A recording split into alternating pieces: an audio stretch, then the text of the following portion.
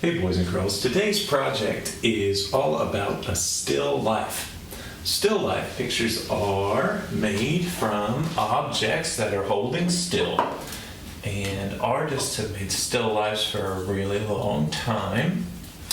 They'll just set some things up in their home or wherever they're working and create a drawing or a painting.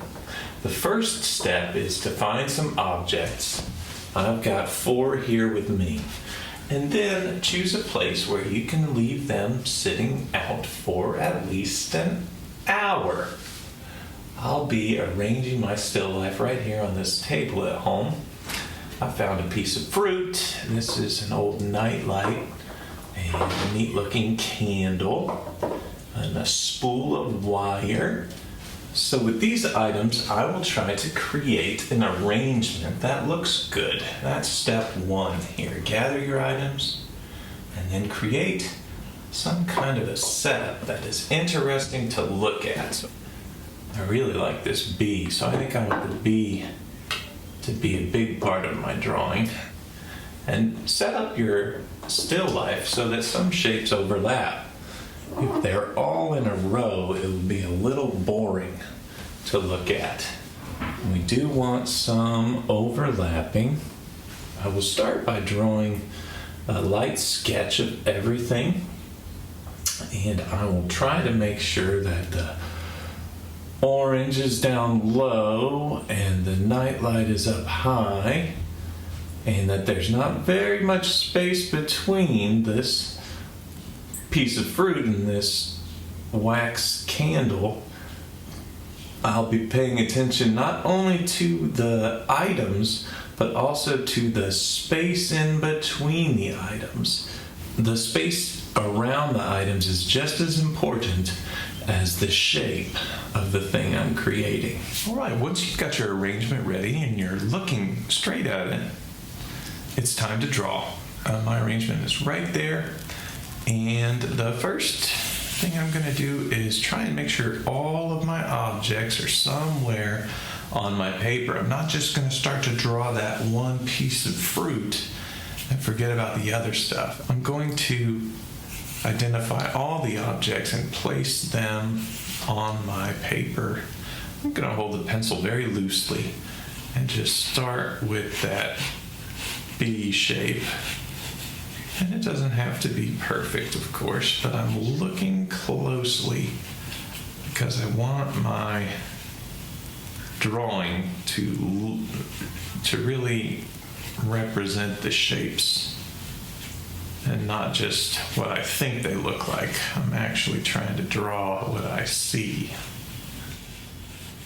So there's one shape, and I'm going to move right on now to the next thing, which connects to this object right here.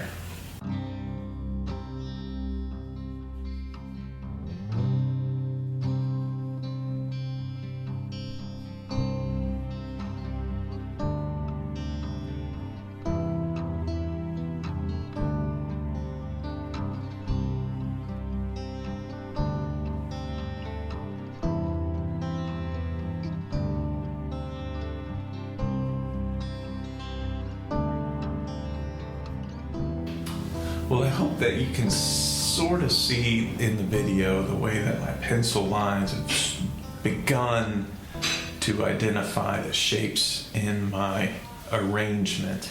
Now that I have a sketch of where things are, I can erase any things I don't like, but I typically do not use my eraser very often.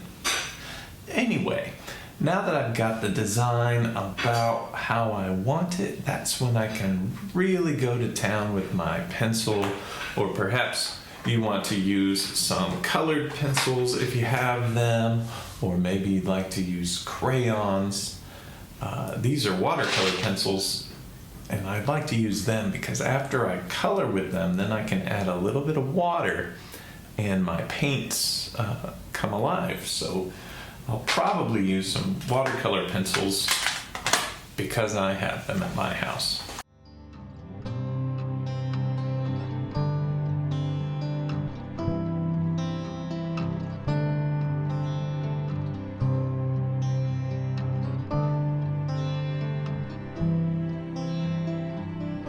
I'm trying to make sure that my shapes are pretty close to what I see in the arrangement. You want to make sure and focus some of the attention on what is in front.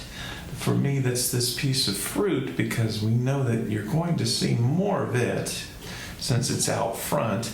And then we add details behind it showing some overlapping. Here we've got the part where my fruit covers up a piece of this wire spool. I mostly have a line drawing right now where the lines are curving and showing the different items in my arrangement. But now I want to think about anywhere I see a shadow. I see shadow. The light is coming this way and the shadow is on the right side of my image. So I am going to add in little indicators here on my paper about the shadow. And I'll add the color and the value all with my paint pencils.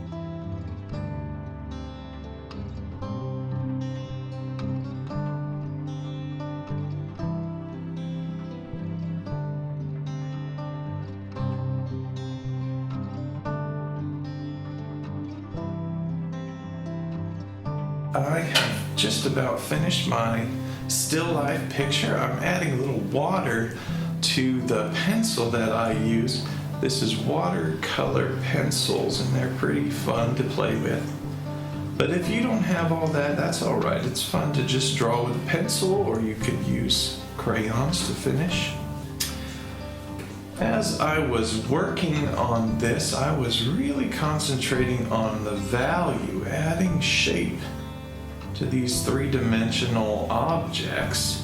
By looking closely at my still life, I could see so many different shadows in that one bumblebee-shaped candle that when you start to add the shadows in, that's when it really comes alive.